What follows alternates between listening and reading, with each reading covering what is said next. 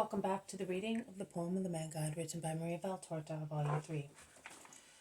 Chapter 369, Part 4. The Thursday before Passover, in Johanna of Chuza's house.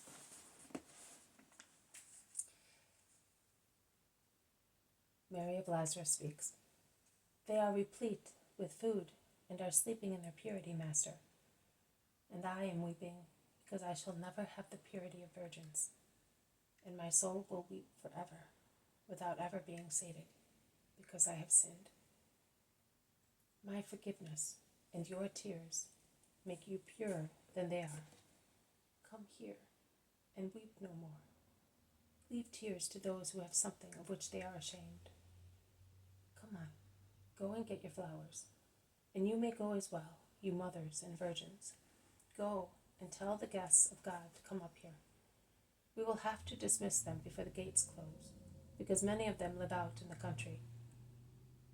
They all obey and depart, so that on the terrace there are left only Jesus, who is caressing Mary and Matthias. Eliza and Anastasica, who a little farther off are holding each other's hands, looking at each other, smiling and weeping for joy. Mary of Simon, over whom Mary bends in pity, and Johanna, who is standing at the door of the room, looks towards Jesus in an uncertain attitude. The apostles and disciples have gone downstairs with the women to help the servants bring up the long staircase, the crippled, blind, lame, and old people bent with age. Jesus raises his head, which was bent over the two children, and sees Mary stooped over Judas's mother. He gets up and goes towards them. He lays his hand on the gray head of Mary of Simon and asks, "Why are you weeping, woman?" "O Lord, I gave birth to a demon. No mother in Israel will be as grieved as I am." Mary, another mother, and for the same reason as yours, said to me, and still says those words, "Poor mothers." "Oh, my Lord, is there therefore another man who, like my Judas, is wicked and cruel to you? Oh, it cannot be. He has you, and yet he is addicted to foul practices. Although he lives in your atmosphere, he is lustful and a thief, and he will perhaps become a homicide. His mind is deceitful. He lives in agitation. Make him die, Lord, of pity. Make him die. Mary, your heart makes him worse than he is. Fear is driving you insane. But you must be calm and reasonable. What proof have you of his behavior? I have no proof of anything against you, but it is an avalanche which is about to fall. I caught him, and he could not deny the evidence that, here he is, for pity's sake, be quiet. He is looking at me, he suspects. He is my grief. There is no mother in Israel more unhappy than I am. Mary whispers, I am, because I add the sorrows of all unhappy mothers to my own, because my sorrow is caused by the hatred of the whole world, not of one man only. Johanna calls Jesus, and he goes towards her. In the meantime, Judas approaches his mother, who is still being comforted by Mary, and he lashes her. Have you been able to throw your frenzy and calumniate me? Are you happy now? Judas, is that how you speak to your mother? Asks Mary severely. It is the first time I see her thus. Yes, because I am tired of her persecution. Oh, my son, it is not persecution, it is love. You say that I am ill, but it is you who are ill. You say that I calumniate you, and I listen to your enemies. But you are wronging yourself, because you follow and are friendly with wicked people who will ruin you. Because you are weak, son, and they are aware of your weakness. Listen to your mother. Listen to Ananias, who is old and wise. Judas, have mercy on me. Judas, where are you going, Judas? Judas, who is almost running across the terrace, turns round and shouts, Where I am useful and respected. And he rushes down the staircase, while the unhappy mother, leaning over the parapet, shouts to him, Don't go! Don't go! They want to ruin your son! My son! Judas has arrived downstairs where the trees prevent his mother from seeing him. He reappears for a moment in an empty space before entering the hall. He is gone. Pride devours him, moans his mother. Let us pray for him, Mary. Let us pray together, the two of us, says the Blessed Virgin, holding the hand of the sad mother of the future deicide. Meanwhile, the guests begin to come up, and Jesus is speaking to Johanna. All right, let them come. It is much better they have to put on Jewish clothes to avoid rousing the prejudices of many people. I will wait for them here. Go and call them. And leaning against the doorpost, he watches the arrival of the guests, whom apostles and disciples of both sexes kindly lead to the tables, according to a prearranged order. In the center there is a low table for children, parallel to which on both sides are all the other tables. And while the blind, lame, crippled, and old people bent with age, and the widows take seats, with the stories of their sorrows impressed on their faces, large baskets and small chests, which have been turned into cradles, and look as pretty as flower baskets, are brought in, with the babies of poor mothers sleeping in them. And Mary of Magdala, who is now in better spirits, approaches Jesus, saying, The flowers have arrived. Come and bless them, my Lord.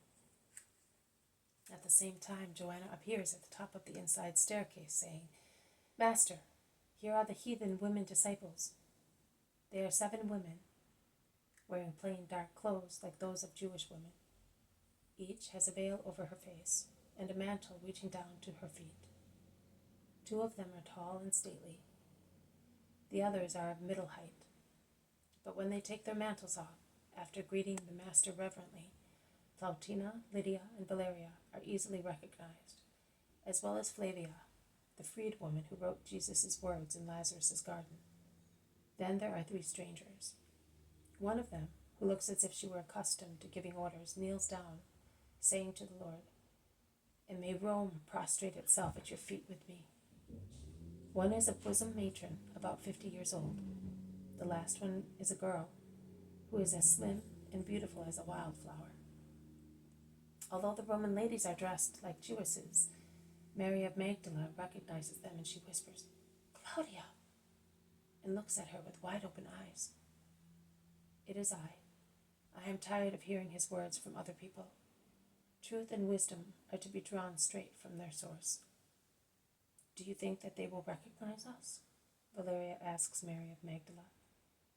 I do not think so, unless you betray your identities by calling one another by name. In any case, I will put you in a safe place. No, Mary. Let them be at the tables, serving the beggars. No one will think that patrician ladies are serving the poor and lowest people in the Jewish world, says Jesus. Your sentence is a wise one, Master, because pride is inborn in us, and humility is the clearest sign of my doctrine. Those who want to follow me must love truth, purity, and humility. They must be charitable to everyone, to everybody, and heroic in defying the opinion of men and the violence of tyrants. Let us go. Forgive me, Rabbi. This girl is a slave and the daughter of slaves. I ransomed her because she is of Jewish extraction, and Plautina is keeping her in her own house. But I wish to offer her to you because I think that it is the right thing to do. Her name is Egla. She belongs to you. Take her, Mary. Later we will decide what to do. Thank you, woman. Jesus goes on the terrace to bless the children. The ladies arouse much curiosity, but dressed in almost poor garments and combed in Jewish style, they do not awaken suspicion. Jesus goes to the center of the terrace, to the children's table, and he prays, offering the food to the Lord on behalf of everybody. He blesses it and tells them to begin eating. The apostles, disciples, women disciples, and ladies are the servants of the poor. And Jesus sets the example, turning up the wide sleeves of his red tunic and looking after the children with the help of Miriam and Jairus and John. The mouths of so many undernourished people are very busy, but their eyes are all turned towards the Lord.